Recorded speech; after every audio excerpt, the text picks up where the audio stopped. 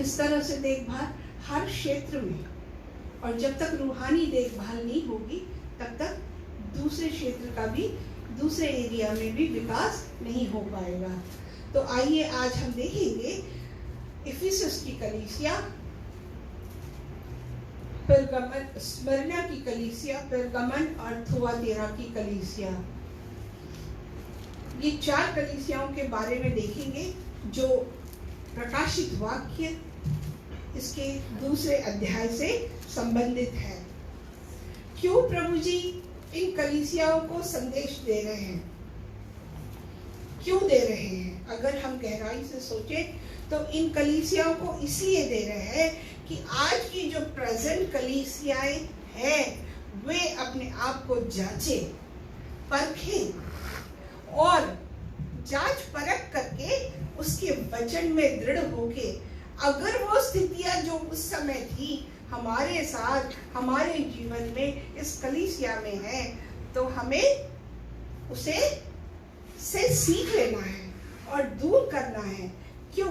क्योंकि जब खुदा अपनी महिमा में आएगा तो हम उसके लिए ग्रहण योग्य हो, वो हमें कबूल कर सके। हालेलुया। तो आइए हम आज देख रहे हैं कि इफिसस, स्मरना, पेरगमन व थुआतीरा को क्या प्रभु ने संदेश दिया है। तो रेवलेशन 2,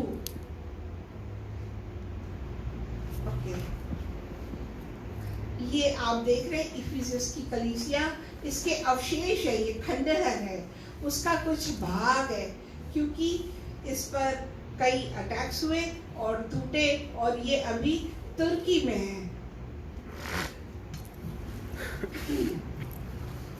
तुर्की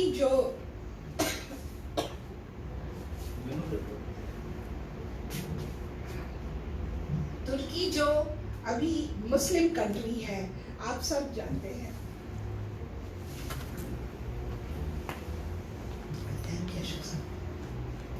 तो ये उसके खंडहर है।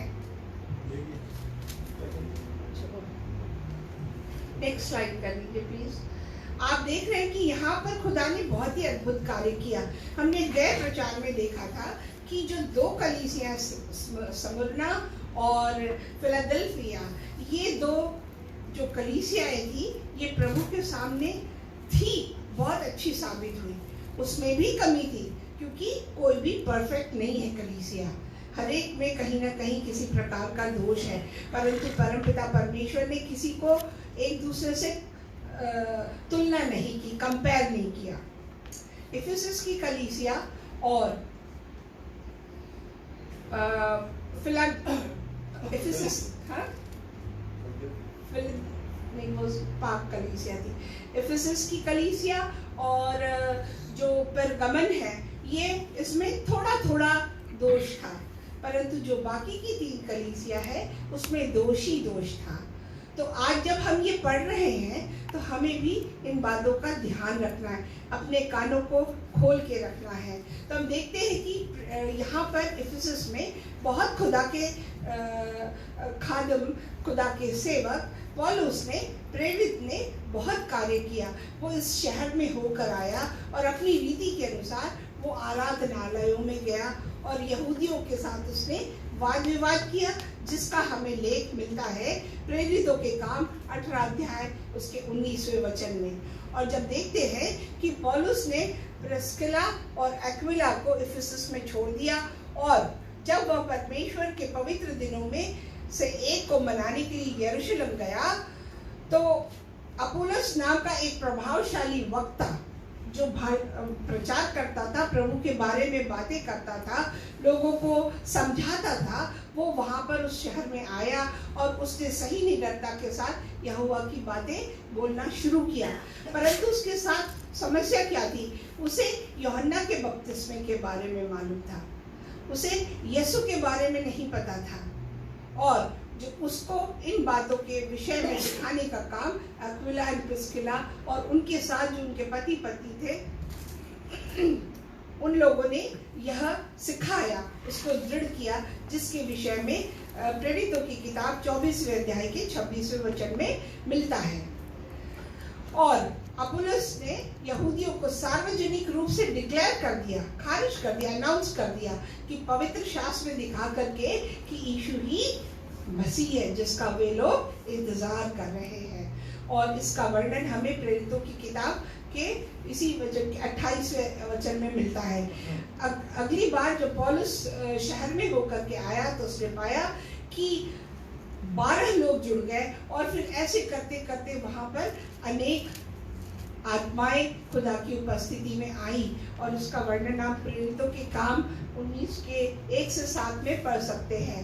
और जब पौलुस ने इफिसस में 3 वर्ष बिताए, यहाँ पर उसकी जो सेवकाई थी वो अधिक से अधिक समय में हुई है। जो उसका अधिक समय था यहाँ पर गया सेवकाई में, तो और यहाँ पर रह करके वो सुसमाचार का प्रचार तेजी से कर रहा था। और उसने आराधनालयों में बोलना शुरू किया और मेटायरेनस के स्कूल में प्रतिदिन पढ़ाया करता था, ताकि एशिया में रहने वाले सभी यहूदी और यूनानियों ने प्रभु यीशु मसीह का वचन सुना, वे सुन सके और प्रभु में आ सके। प्रेरितों के काम 19 के 10वें अध्याय वचन में लिखा हुआ। तो इफिसस में पूरा मिला करके अद्भुत कार्य हुआ है।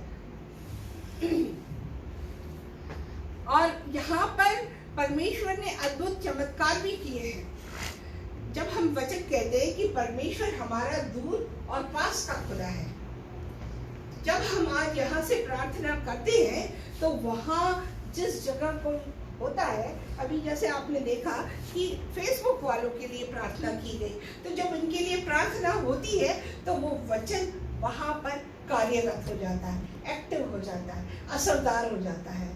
और ठीक वैसा ही यहाँ पर पौलुस के रुमाल और उसके कपड़ों का उपयोग करके अंगरखे का लिखा हुआ है। बीमारों को लाया गया, उनको स्पर्श दिया गया उसका, और वे रोग मुक्त हो गए, बुरी आत्माएं उनमें से निकल गई।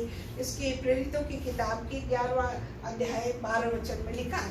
इन चमत्कारों और एक दुष्ट आत्मा द्वारा स्किवा के पुत्रों को नकारना, अनेकों ने बपतिस्मा ले लेना। जब वो जादू टोने करते थे वो दुष्ट आत्माओं को नकारते और इस व्यक्ति के शरीर में से दुष्ट आत्माएं निकली और ऐसा हुआ कि एक वहाँ पर रिवाइवल आया, परिवर्तन आया और अनेकों ने बपतिस्मा लिया, पाखरू से अनेक लोग भर गए।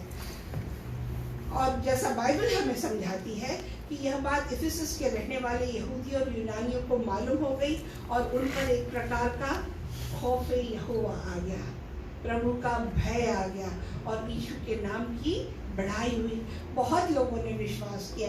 कई वहाँ पर जादू टोना करने वाले लोग थे और उन्होंने फिर अपनी अपनी चीज़ें, किताबें, पुस्तकें जो उससे संबंधित थी ला करके वहाँ पर सब जला दी, जिसकी कीमत भी बताई गई है कि कुछ 5,000 कुछ ऐसे चांदी के टुकड़े उसकी वैल्यू थी, उसकी कीमत थी। तो वचन प्रबल होते गया। यहाँ पर इसी अध्याय के 17 के 20 वचन में लिखा हुआ है। और इफिसस की कलीसिया इस प्रकार से बहुत बड़ी एशिया की कलीसिया बन गई, जो पश्चिम तुर्की में है और सुसमाचार प्रचार करने के लिए ये एक प्रमुख केंद्र हो गया था। पौलुस ने इफिसस को एक पत्र लिखा और जिसमें अतिरिक्त जानकारी शामिल है। और यही वो पौलुस की जो इफिसस को लिखा हुआ खत है, संदेश है, वो हम लोग पढ़ रहे हैं। नेक्स्ट। प्रेरितों के काम इंग्लिश में बता दो। प्रेरितों के काम जो ना इंग्लिश में बता दो। एक्ट्स ऑफ अपोस्टल्स, एम्स नहीं, वो क्या है? एक्ट्स ऑफ अपोस्टल्स, अमाल। तो इफिसस की कलीसिया की विशेषताएं, खासियत क्या है, तो यहाँ क्यों ऐसा प्रचार हो सका? मुझे याद आता है कि पास्टर मैनुअल कहते थे कि सारी दुनिया में रोड अच्छे हो गए। रोड अच्छे होने से आवागमन का साधन आसान हो गया। आसान होने से जो प्रचारक थे वे आसानी से आ जा सकते थे और खुदा का काम तेजी से होता था। तो ठीक वैसा ही यह एक बिजनेस सेंटर था, आजकल जैसा दुबई है। ऐसा ही ट्रेड था, ट्रेड रोड यहाँ से निकलते थे, तो एशिया के लिए यहाँ से मार्ग निकलता था। यहाँ पर ग्रीक की देवी आर्टेमिस और रोम की देवी डियाना के प्रार्थना के केंद्र थे। और पौलुस की, जैसे आपने सुन लिया, कि 3 साल से इकाई थी यहाँ पर। और कलीसी, इस इफिसस की कलीसिया में एक आत्मिक परख थी, रूहानी अगुओं को और उसके सिद्धांत, डॉक्ट्रिन को। जैसे हम लोग कहते हैं कि जो भी आप पढ़ते हैं, सुनते हैं, उसको जाके घर में पढ़ के देखें, उसको बाइबल के साथ मेल खाती है कि नहीं, कहीं कोई आपको गलत शिक्षा तो नहीं मिल रही है, इसकी पुष्टि होनी चाहिए। तो इफिसस की कलीसिया में ये खासियत थी कि उनमें आत्मिक परख थी और वे रूहानी अगुओं को पहचानते थे कि वो सही सिद्धांत सिखा रहे कि नहीं, उनको उनके स्वभाव को वो देख करके परख लेते थे। आप जब कोई प्रचारक प्रचार करता है तो आप उसके स्वभाव को जान सकते हैं कि उसमें लालच है या उसमें निकुलियाइयों का अंदाज है कि वो अपने नाम को महिमा देना चाहता है, परमेश्वर को महिमा देने के बदले। इस प्रकार की उनमें परख थी। और इसके विषय में इफिसस के खत 2 अध्याय का 1 से 7 में लिखा हुआ है। और मैं आप लोगों से विनती करती हूँ कि आप अपनी अपनी बाइबल्स लेके आया करें ताकि आप सीख सकें, और जब वचन बताया जाता है तो लिख भी सकें। ऐसे ही तो हम सीखते स्कूलों में, जब जाते हैं, पढ़ते हैं, टीचर बताती तो हम लिखते हैं, सुनते हैं और लिखते जाते हैं, तो फिर हमें वो बैठता चला जाता है, याद रहता चला जाता है। Hallelujah, hallelujah. मसीह का विवरण यहाँ पर, जो यीशु मसीह का जो रूप है वो बताया गया है कि 7 सितारों को धारण करने वाला है। वचन में लिखा हुआ है, क्या लिखा हुआ है, कि जिसके पास परमेश्वर की 7 आत्माएं और 7 तारे हैं, वह यह कहता है कि मैं तेरे कामों को जानता हूँ। तो जो 7 तारे और दाहिने हाथ में लिए हुए हैं और सोने की 7 दीवटों के बीच में फिरता है, इसके विषय में यशायाह की किताब 11 अध्याय के 2 वचन में लिखा है। ये जो 7 सितारे और 7 दीवटे, ये सब क्या है? 7 तारे जो है ये कलीसिया के चीफ है, और उसको कई विद्वान कहते कि पाक रूह की, परमेश्वर की 7 आत्माएं हैं। तो ये 7 आत्माएं अलग अलग कैसी हो गई? ये पहले मेरे हृदय में भी था, परंतु मैंने जाना कि ये 7 आत्माएं खुदा के 7 स्वभाव को व्यक्त करती है, जिसके विषय में यशायाह की 11वें अध्याय के 2 वचन में लिखा है।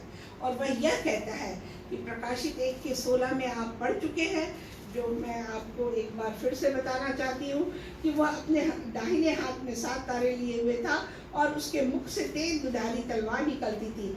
उसका मुंह ऐसा प्रज्वलित था जैसे सूर्य कड़ी धूप के समय चमकता है। इसका पिक्चर मैंने आपको पहला अध्याय के बारे में पढ़ा था, तब बताया था। प्रभु यीशु मसीह जो है, उन्होंने जो यूहन्ना को प्रकाशित किया, उसमें उन्होंने व्यक्त किया कि इस कलीसिया के अच्छे काम क्या है। और अच्छे काम, मैं तेरे काम और तेरे परिश्रम और तेरे धीरज को जानता हूँ, और यह भी कि तू बुरे लोगों को देख नहीं सकता, और जो अपने आप को प्रेरित कहते हैं और है नहीं, उन्हें तूने परख कर झूठा पाया है। आप लोग को मैंने पहले भी शायद कहा था, यही हमें डिसर्नमेंट होना चाहिए कि जब प्रचारक कोई आता है नया बाहर से, तो एक उत्सुकता लोगों में रहती कि हर कोई जाके उससे प्रार्थना कराता है, परंतु उससे पहले आप में परख होनी चाहिए कि वो उस योग्य है या नहीं, उसने सही सिद्धांत, सही व्यवहार, सही बातें खुदा की बताई है या नहीं। तो उनमें ये परख थी। और इसके विषय में लिखा है गलातियों की किताब 6 के 9 में, और उनके काम के विषय में लिखा हुआ भजन संहिता 1 के 6 में। आप देखते जाइएगा स्क्रीन पे। और जो अच्छे और बुरे की परख के विषय में यूहन्ना 6 के 6, पहला यूहन्ना 4 का 1 और दूसरा कुरिन्थियों की किताब 11वें अध्याय के 13वें वचन में। आप जाके जरूर पढ़िएगा, क्योंकि मैं देना तो चाहती हूँ, पर अगर ऐसा करने गए तो दिन में एक ही हो सकेगा, 1 घंटे में। और तूने परख कर झूठा पाया, तू धीरज धरता है, 3 वचन में लिखा है, मेरे नाम के लिए दुख उठाते उठाते थका नहीं। इब्रानियों की किताब 12:3 से 5। हम देखते हैं कि हमारे लिए यीशु मसीह कभी दुख उठाते थके नहीं, यहाँ तक कि उन्होंने सूली कबूल कर ली। पर हाँ, तुझ में यह बात तो है कि तू निकुलियाइयों के कामों से घृणा करता है, जिनसे मैं भी घृणा करता हूँ। निकुलियाई के काम क्या है? जो अभी मैंने बताया आपको कि अगर कोई व्यक्ति अपने आप को ऊपर उठाता है, चाहे किसी भी दृष्टि से, अगर वो खुदा के नाम को अपने लिए कमाई का जरिया बनाता है, अगर वो अपने नाम की प्रशंसा करवाता है खुदा को महिमा दिए बगैर, तो यह निकुलियाइयों का काम हो जाता है। मैं सिखा रहा हूँ, मैं कर रहा हूँ, मैं बपतिस्मा दे रहा हूँ, जहाँ यह बात आई तो परमेश्वर उससे घृणा करता है। मत्ती की किताब 11वां अध्याय 15वां वचन। और इंग्लिश में इस कलीसिया को लवलेस चर्च कहा गया है, कि जहाँ पे प्यार मोहब्बत की कमी थी। नेक्स्ट, परमेश्वर की इस कलीसिया के लिए राय क्या है? पर मुझे तेरे विरुद्ध यह कहना। हर एक को उसने इंडिविजुअली किया कहा है। वचन कहता है कि अपनी अपनी सूली उठा के हमें खुद चलना है। हम जो कार्य करेंगे उसका परिणाम हम ही को भुगतना है, तो हमें ही उसके सामने आना पड़ता है। मुझे तेरे विरुद्ध क्या कहना है कि तूने अपना पहला सा प्रेम छोड़ दिया है। मत्ती 21:41। इसलिए स्मरण कर कि तू कहाँ से गिरा है और मन फिरा और पहले के समान काम कर। हालेलुया। अब इसको उदाहरण देती हूँ कि अगर आज मैं अपनी पिछली जिंदगी को देखूं तो मैं कहाँ से आई हूँ। हम में से बहुत सारे लोग ऐसे होंगे कि अपनी पिछली जिंदगी को देखें तो समझ में आता है कि हम दलदल की कीच में थे, वहां से परमेश्वर ने हमें उठाया है। तो इस बात को हमें ध्यान रखना चाहिए कि वो जीवन बदलने वाला परमेश्वर है, और इस बात को ध्यान में रख करके हमें उसकी सेवकाई करनी चाहिए। और प्रियो, हम जहाँ जहाँ हैं, जिस हालात में जहाँ काम करते, हर एक उसका चुना हुआ व्यक्ति है, चुना हुआ बंदा है। परमेश्वर का क्रोध यदि तू मन ना फिराएगा तो मैं तेरे पास आकर तेरे दीवट को उसके स्थान से हटा दूंगा। ये दीवट क्या है? पाक रूह है। अगर आप में पाक रूह ना हो, परमेश्वर की आत्मा ना हो, तो क्या होगा? जीवन रहित हो जाएंगे आप। उदासियों से, परेशानियों से, निराशा से, बीमारियों से घिर जाएंगे आप। क्यों? हमें दिन प्रतिदिन उसकी पाक रूह मांग लेना चाहिए। इसीलिए ये बहुत आवश्यक है, क्योंकि अगर हमसे कहीं कुछ गलत हुआ है, आपका काम है कि तुरंत उससे क्षमा मांग करके उससे मांगे कि हे परमपिता, तू अपनी रूह मुझसे दूर न कर। इट इज सो टेरिफाइंग, भयानक स्थिति है वो, कि खुदा की पाक रूह हमसे दूर हो जाए। जिसके कान हो वह सुन ले कि आत्मा कलीसियाओं से क्या कहता है। अगर आपके कान खुले हैं, आप अगर अलर्ट बैठे हैं, समझ रहे हैं खुदा के वचन की बातों को, तो आप आशीषित हैं। इनाम जो जय पाए, मैं उसे जीवन के पेड़ में से जो परमेश्वर के स्वर्गलोक में है फल खाने को दूंगा। उत्पत्ति की किताब 2 अध्याय 9वां वचन, 3 अध्याय 22वां वचन, और प्रकाशित वाक्य 22 का 13। अब कोई लोग हैं जो कहते हैं कि बाइबल झूठी है, कनेक्टेड नहीं है, कहानियां हैं, परंतु आप सोच के देखें कि जो उत्पत्ति में लिखा है वो रेवलेशन में भी लिखा है, प्रकाशित वाक्य में भी लिखा है 22 के 13 में। उत्पत्ति 2:9, 3 अध्याय के 22वें वचन और प्रकाशित के 22 के 13 में। ये जो बातें हैं, ये आपके विश्वास को दृढ़ करती है कि आप सही डायरेक्शन में हैं, खुदा की उपस्थिति में है, और बाइबल कहीं भी गलत नहीं है। आप दूसरों को समझा सकते, सिखा सकते। समरिया की कलीसिया, ये उसके खंडहर है, उसके अवशेष है। नेक्स्ट, ये भी एक उसका अच्छा सा पिक्चर मिला तो मैंने उसको निकाला है। अब समरिया चर्च की इतिहास क्या है? 2री से 3री शताब्दी के आसपास स्मरना में अगोरा बाजार के खंडहर जो भी आपने देखे, और एफिसस के समान ये जो कलीसिया है 40 मील की दूरी पर है एफिसस से, और एक उत्कृष्ट बंदरगाह था यहाँ पर। अच्छा, उत्कृष्ट मतलब अच्छा, जैसे दुबई होता है, कई बार अशरफ नाम ले लेते, फलाना पोर्ट, तो उस तरह से। और इसलिए आवागमन के लिए यात्रा की अच्छी सड़कें थी और स्मिर्ना नियमित रूप से यात्री आते जाते रहते थे। तो जब आप कहीं आते जाते रहते तो वहाँ के रीति रिवाज, वहाँ के खान पान, वहाँ के संस्कार, सब चीज़ों से आप प्रभावित होते हैं। आपका एक अच्छा दोस्त होता है तो आप में उसके लक्षण, उसके बायस आप में आते रहते हैं। ठीक वैसे ही जब लोग आते जाते थे तो वो वहाँ की कलीसियाओं से प्रभावित भी होते थे। सिकंदर महान द्वारा स्थापित यह महान व्यापारिक शहर था। आपने दानियल की किताब में भी पढ़ा है कि सिकंदर कौन है, जिसने सारी दुनिया पे फतह पाई थी। आज भी लगभग 2.8 मिलियन 2.8 मिलियन की आबादी के साथ आधुनिक तुर्की शहर में इज़मिर के रूप में इसका नाम फेमस है। और ये क्योंकि पहले तो मसीही देश कहलाता था, परंतु अब इस्लामी देश कहलाता है। और इस जगह पर वो जो पुराने नाम थे अब नहीं है, परंतु एक यू हेयर पिन जो होती है ना, यू के शेप में, ये ठीक उस प्रकार से अगर आप मैप में देखें, जो मैंने पहले अध्याय में प्रचार किया था, तो उसमें आपको दिखाया था कि ये किस तरह से स्थापित है। नेक्स्ट, स्मरना की कलीसिया जो 56 किलोमीटर इफिसस से और 79 किलोमीटर पेरगामन से है। मेर जो प्रभु यीशु मसीह को चढ़ाया गया था, जो भविष्यवक्ता जो देखने आए थे, मेरा लुबान लेकर के आए थे, ये वहाँ से लाया गया था और ये कैमिफस नामक पेड़ से मिलता है। रोम एशिया के प्रमुख शहरों में से एक है और आपने देखा कि अलेक्जेंडर ने इसकी नींव डाली थी। यहाँ पर विज्ञान, चिकित्सा के स्कूल, ओलंपिक खेलों की मेज़बानी यहाँ पर बहुत होती रहती थी और स्मिर्ना रोम के प्रति बेहद वफादार था। तो यहाँ पर ये कहते थे कि वहाँ के सम्राट की पूजा करो। और स्मिर्ना की कलीसिया में जो एक पॉलीकार्प बिशप था, इनको जिंदा जलाया गया था क्योंकि इन्होंने वहाँ के बादशाह की पूजा करने से इनकार किया था। और स्मिर्ना की चर्च की विशेषता है क्योंकि यहाँ इस चर्च ने परसिक्यूशन बहुत सहा। यीशु ने याद दिलाते हैं कि वे खुद मृत्यु की घाटी से गुजरे हैं और पुनरुत्थान के जीवन में आए हैं। मतलब कि परमेश्वर जब अगर हम उसका नाम का प्रचार और प्रसार करते समय या उसकी सेवकाई करते समय अगर हम किसी प्रकार के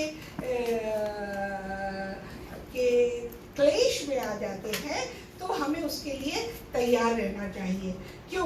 क्योंकि परमेश्वर ने खुद कहा है कि मैं उसमें से गुजरा हूँ।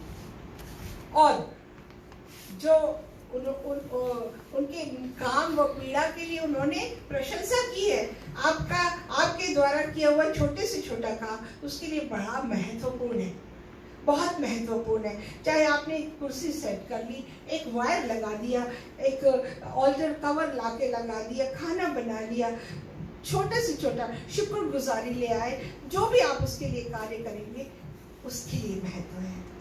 दुनिया के लिए शायद ना हो परंतु उसके लिए वो महत्वपूर्ण है, वो देखता रहता है। और लुबान नम्रता से जुड़ा है। इसके विषय में आप सुलेमान का गीत सॉन्ग ऑफ सोलोमन में 4थे अध्याय के 12 से 14 में देख सकते हैं। गलातिया 5 के 23वें वचन में नम्रता या सौम्यता यह एक विनम्र और एक पोलाइट रवैया है, व्यवहार है। क्या बोलते हैं इसको, उर्दू में नहीं याद आ रहा मुझे। नम्र, हलीम हो जाना। और ये इस प्रकार का होता है कि आप हर चीज को कबूल करते हैं। होता है ऐसा कि कई बार हमें वोकैबुलरी की कमी पड़ जाती है क्योंकि यहाँ पे हर तरह के लोग हैं, कोई पाकिस्तान से, कोई नेपाल से, कोई इंडिया से है, कोई हिंदी बोलने वाला, पंजाबी, तो इस प्रकार से हो जाता है। तो हमें ध्यान रख लेना है कि हमें तो नम्र रहना है और हर अपराध में धैर्यपूर्वक विनम्र होकर के उसका हल निकालते थे, ताकि बदला या प्रतिशोध। यूजुअली ऐसा होता है कि हम अगर कोई गलत व्यवहार हो गया तो उसके प्रति रिएक्ट करते हैं, आप क्या और मैं क्या या अशरफ क्या। हम लोगों का भी यही व्यवहार था, परंतु खुदा करेक्ट करते जाता है, सुधारते जाता है। उसकी उपस्थिति में आओ तो वो आपको फिल्टर कर देगा, छान लेगा आपको। परमेश्वर की इच्छा के अधीन होना, उसकी इच्छा के अधीन होना, दूसरों का ध्यान रखना इस कलीसिया का काम था। और क्लेश अगर सही दृष्टिकोण से गले लगाया जाता है तो उसका फल सुंदर होता है। आज अगर मैं और आप हैं या अशरफ साहब यहाँ पर हैं तो हम किसी कष्ट में से गुजरे हैं, उसको हमने अच्छी दृष्टि से लिया। क्यों? क्योंकि वचन कहता है कि परमेश्वर हमारे जीवन में जो भी कुछ करता है सब मिल करके हमारे लिए भलाई पैदा करता है, इसीलिए। और ऐसा हर एक के साथ है, हर एक के प्रति है। और यहाँ पर उसके विषय में और लिखा हुआ है कि स्मरना में एशिया माइनर का शानदार शहर माना जाता है, और पेरगमस और एफिसस को ये शहर कंपटीशन में था, जैसे दुबई के साथ लोग लगे रहते हैं। एग्जाम्पल दे रही हूँ मैं। तो इस तरह से इस शहर के लिए भी, इस जगह के लिए भी था।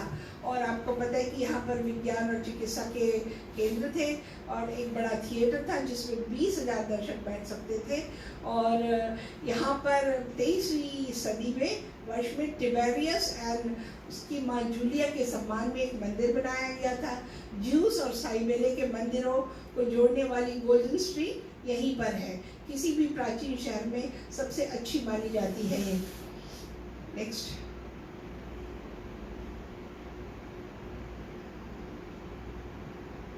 नेक्स्ट डाल दीजिए। और यहाँ पर एक कार्य हुआ था कि ये जो फसह का त्योहार था इसको मनाने के खिलाफ हो रही थी ये कलीसिया। यहाँ पर लोगों को सिखाया भी जा रहा था, जो कि लय व्यवस्था 23:5 के अनुसार बहुत आवश्यक थी, ज़रूरी थी। परंतु फिर भी जो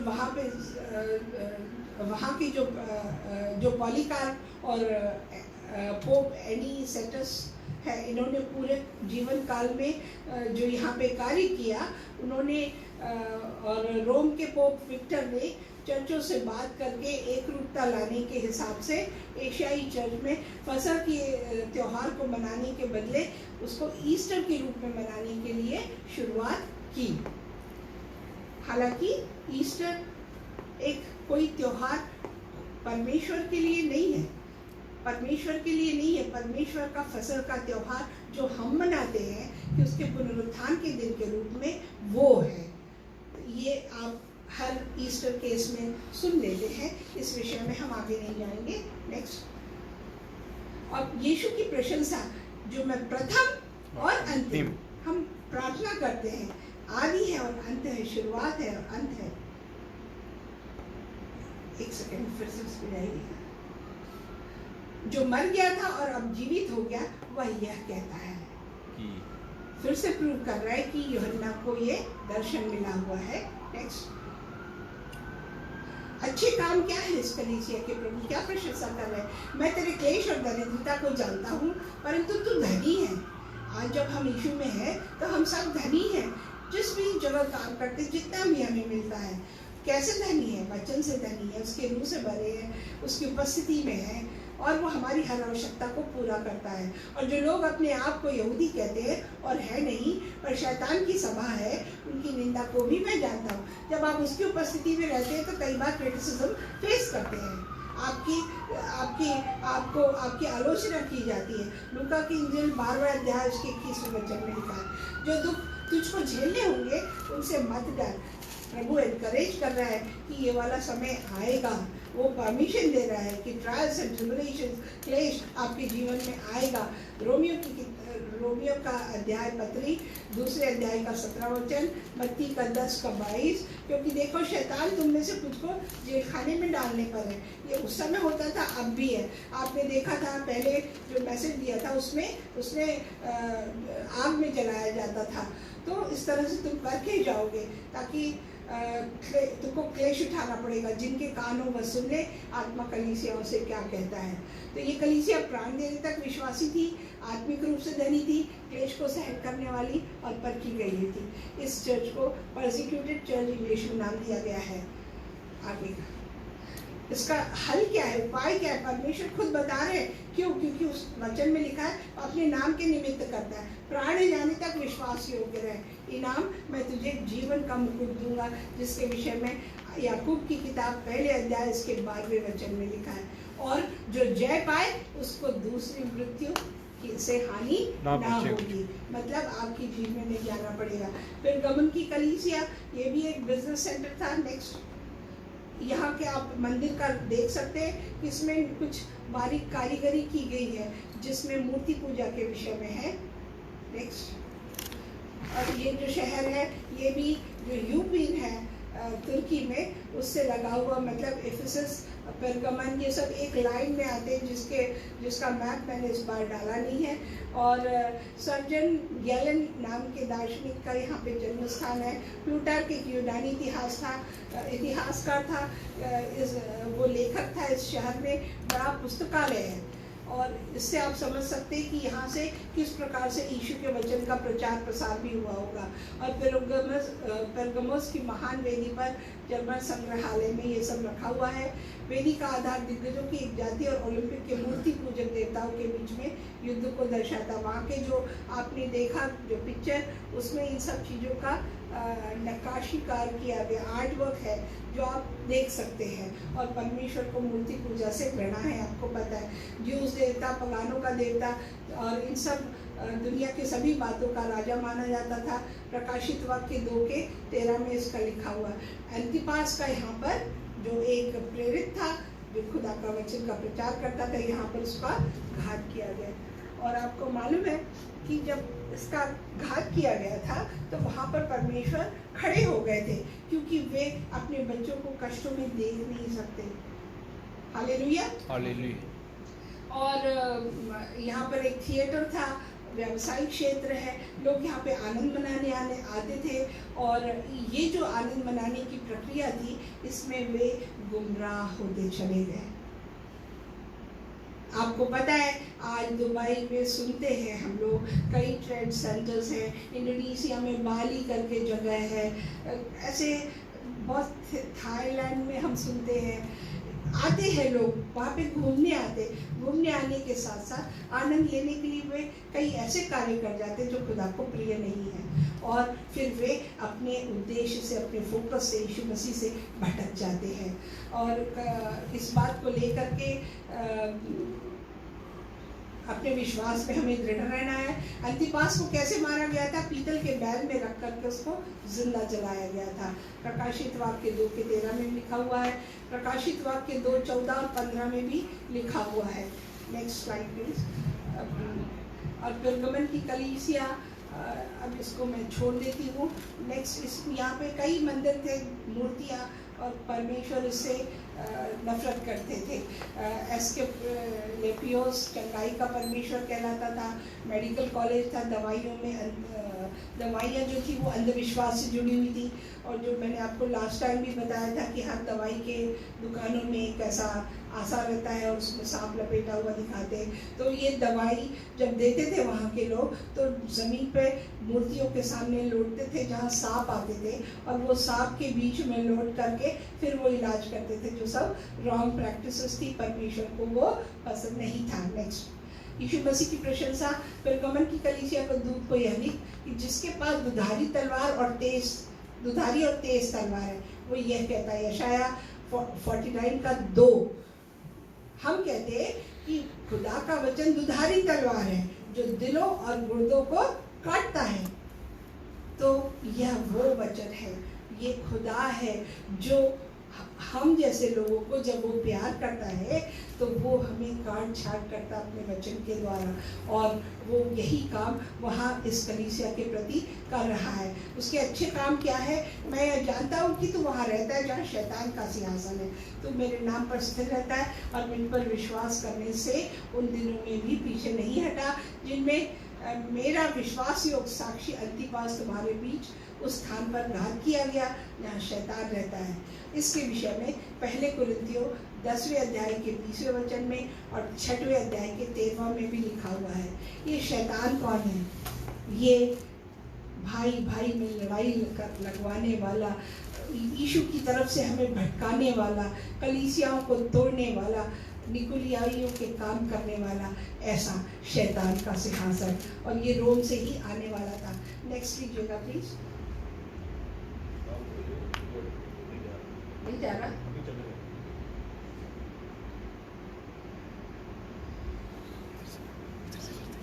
आप लोग प्लीज अपनी अपनी बाइबल लेके आया करें, क्योंकि हमें खौफ खुदा को कामिल करना है अपने आप में, और जब तक वो ना रहेगा हम लिखेंगे नहीं तो हम नहीं जान सकते। प्रियो, मैं भी गैर मजहब से आई हूँ खुदा में, और वो जैसे मुझे सिखा रहा है, जब मैं पढ़ रही थी तो मैं अपने आप को रोक नहीं सक रही थी और उसकी गहराई में जाना चाह रही थी। और जब हम वचन में जाते हैं तो वो हमें पाक साफ करते चला जाता है। यीशु के द्वारा की गई आलोचना इस कलीसिया के लिए कि पर मुझे तेरे विरुद्ध कुछ बात कहती है।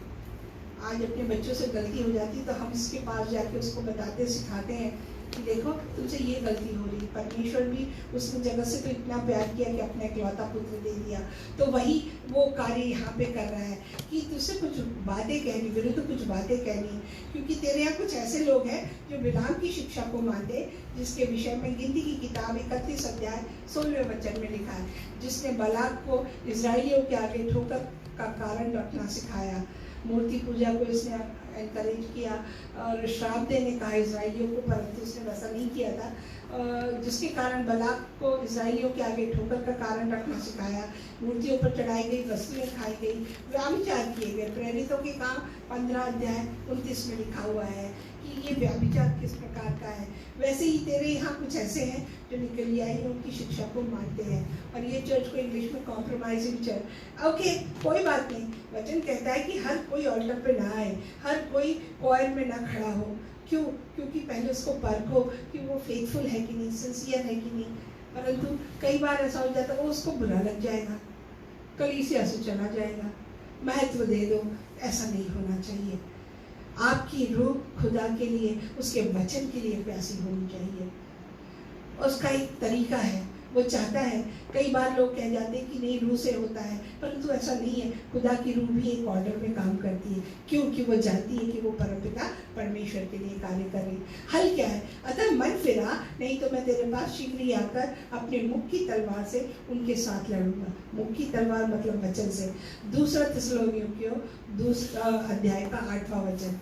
फिर परमपिता कहते कि जिसके कान हो वह सुन ले आत्मा कलीसियाओं से क्या कहता है। बार बार ये क्यों लिखा है? क्योंकि यशायाह की किताब में लिखा हुआ है कि आंख है पर देख नहीं सकती, कान है पर सुन नहीं सकते। ऐसे ही जैसे मूर्ति, ऐसे मनुष्यों की भी हालत है, क्योंकि हृदय को कठोर कर लिया। इनाम क्या है? जो जय पाए उसको गुप्त मन्ना मैं दूंगा।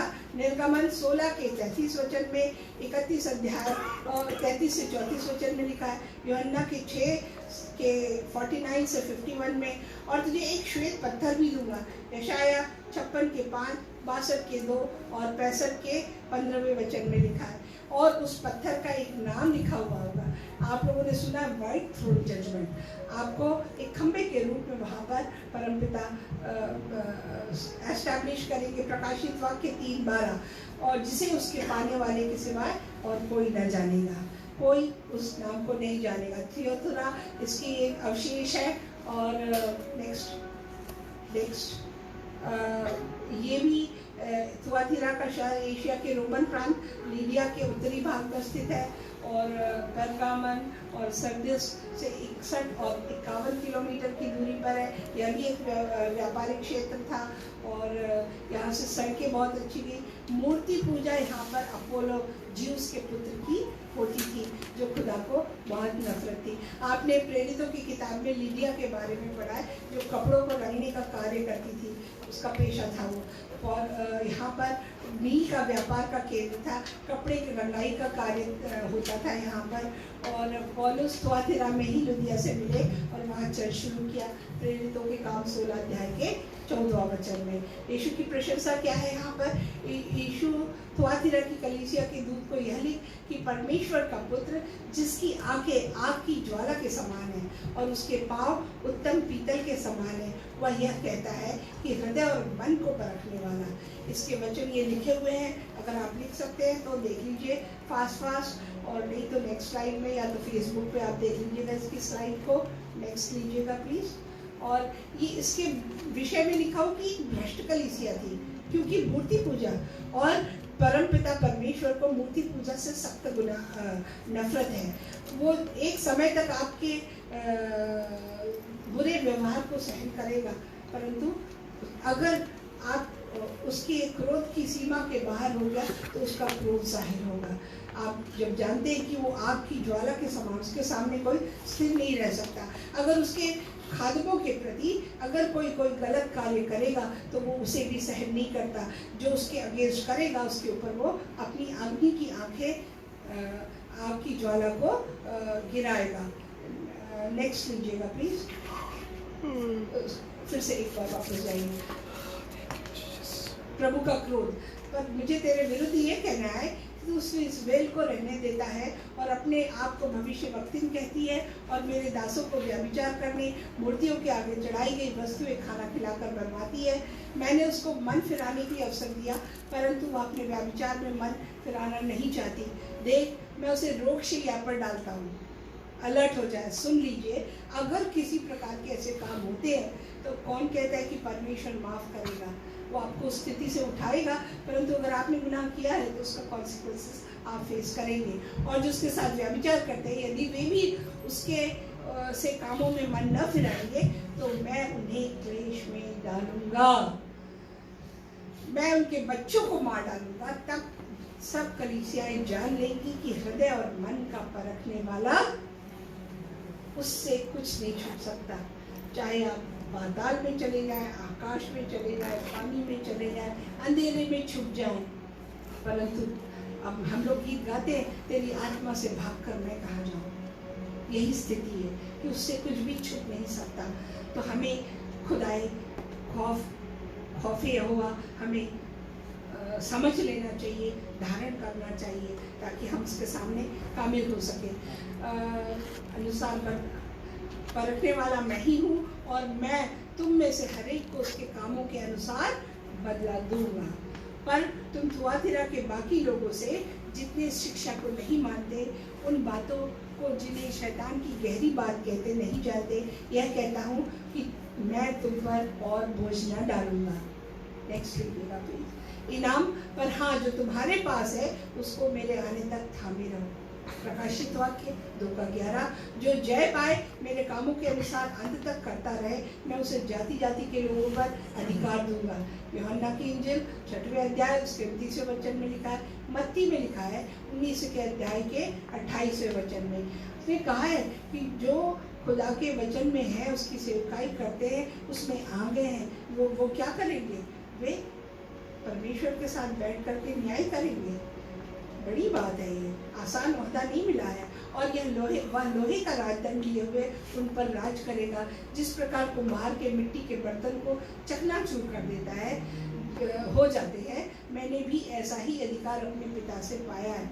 मतलब जो बना सकता वो नष्ट भी कर सकता है, और उसके सामने कोई भी गुनाह टिक नहीं सकता। प्रियो, तो हमें उसके भय में रहते हुए, वचन में रहते हुए अपने आप को करेक्ट कर लेना चाहिए। आज हमारे पास मौका है, जब वो जलाल में आएगा तो वो मौका नहीं रह जाएगा।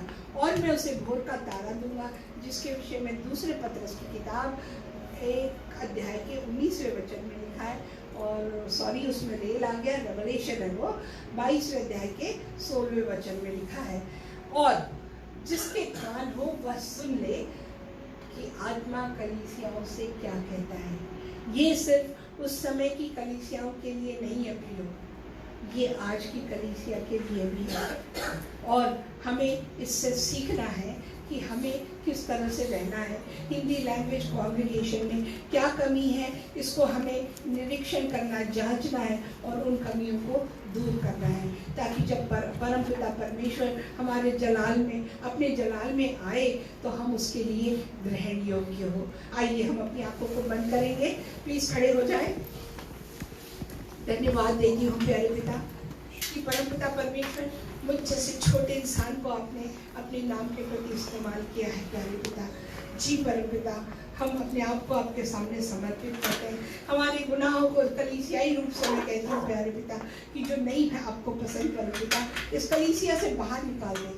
हे प्रभु, एक एक बच्चे को, एक एक भाई को, बहन को आपके दया के सिंहासन पे उठाती हूँ। हर गाने वाले, बजाने वाले, हम एल्डर्स को प्यारे पिता आपके सामने दया के सिंहासन पे रखती हूँ। हे प्रभु जी, अपने वचन के द्वारा हमें पाक साफ करके, अपने वचन में दृढ़ करके प्रभु जी वो रूह दे कि हम दिन प्रतिदिन आपकी उपस्थिति में आ सके, और परमपिता आपकी उपस्थिति में आकर के आपके प्रति, आपके नाम के प्रति भय को अपने दिल में बसा करके आपके लिए हम ग्रहण योग्य हो सके। हे प्रभु, ये कलीसिया आपकी है, इस कलीसिया में आप ही महिमा लीजिए। जी परमपिता, हम धन्यवाद देते हैं कि आपने अपने वचन के द्वारा हमें सिखाया है, क्योंकि यही जीवन की रोटी है। ओ परमपिता, यही हमारा जीवन है। हे प्रभु, हम उस जीवन वृक्ष का फल खाना चाहते, अपना नाम उस जीवन की किताब में लिखाना चाहते, उस मुकुट को हासिल करना चाहते प्यारे पिता। तो हम में से हर एक को अपने हाथों में ले लीजिए। हम कमजोर हैं परमपिता, पर अपनी सामर्थ्य से भर दीजिए। धन्यवाद देते हैं, स्तुति, महिमा, प्रशंसा आपको देते, सारा गौरव, आदर, सम्मान आपको देते।